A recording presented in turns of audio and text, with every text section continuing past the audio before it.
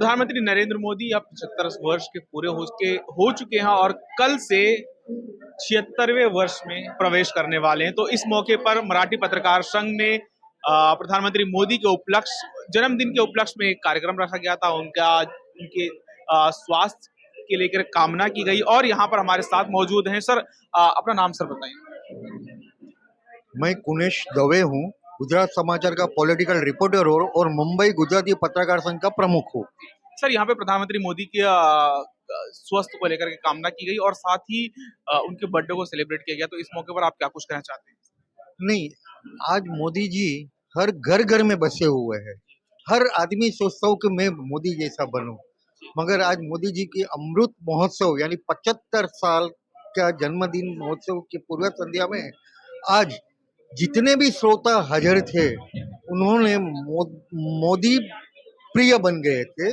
और वो मोदी प्रिय होने की वजह से ये भले छोटा कार्यक्रम था, मगर ये सबसे बड़ा कार्यक्रम मेरे मन से ये है कि लोगों ने दिल से और उनकी जो अंगत चीज है, जो उनकी भावना थी, जिस तरह से थी, वो उन लोगों ने अच्छी तरह से उसका बोले तो भावना सर, भाजपा में ही एक कानून है कि जो 75 वर्ष का हो जाता है उसको मार्गदर्शन मंडल में डाल दिया जाता है। तो प्रधानमंत्री मोदी भी 75 वर्ष के हो चुके हैं, तो आप क्या वो आप चाहते हो कि वो प्रधानमंत्री रहें या फिर उनको भी मार्गदर्शन मंडल में? सर, ये चीज में मैं भले पॉलिटिकल रिपोर्टर हूँ, मगर ये चीज में कोई बात करना नहीं चाहता हूँ। मगर मेरा एक ही चीज है कि अभी जब तक कोई अच्छी व्यवस्था और अच्छे भारत के नागरिक और मेरा भारत और मेरा राष्ट्र एक है, इससे जब तक नहीं आए तब मैं तो सोचता हूँ 2047 तक भी नरेंद्र भाई बड़ा प्रधान तक, पंत प्रधान तक रहे, वही मेरी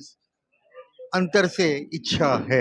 लेकिन सर, इच्छा जो है आपकी वो सही है, लेकिन जो कानून जो बना है ये 75 वर्ष का, वो प्रधानमंत्री मोदी के आने के बाद में ही उन्होंने बनाया कि भाजपा में जो 75 वर्ष के ऊपर हैं उनको मार्गदर्शन मंडल में डाल दिया जाए और उनको जो भाजपा के जो कार्यकर्ता, आम कार्यकर्ता, उनको मार्गदर्शन देने का काम करें। नहीं, ऐसे नहीं है कि बीजेपी टोटल आरएसएस के साथ में कनेक्टेड है। आरएसएस और बीजेपी दोनों सिक्के के दो बाजू है। भागवत साहब ने बताया कि हमने बोला नहीं है कि 75 साल में उनको रिटायर्ड हो जाना चाहिए, मगर जिस तरह से उन्होंने भाजपा ने एक कानून अपने हिसाब से, ये कानून नहीं है भारत देश का, वो अपने हिसाब से बनाए थे।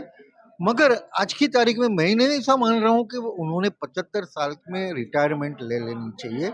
उनकी अभी भी मार्गदर्शन और यहाँ जब तक बड़ा प्रधान रहेगा तो भारत अभी भी बराबर सुरक्षित रह सकता है और विकास और भी ज्यादा हो सकता है। तो उस हिसाब से मेरी तो नरेंद्र मोदी जी को शुभकामना है, ये हमेशा स्वस्थ रहे और देश को भी तंदुरुस्त रखे।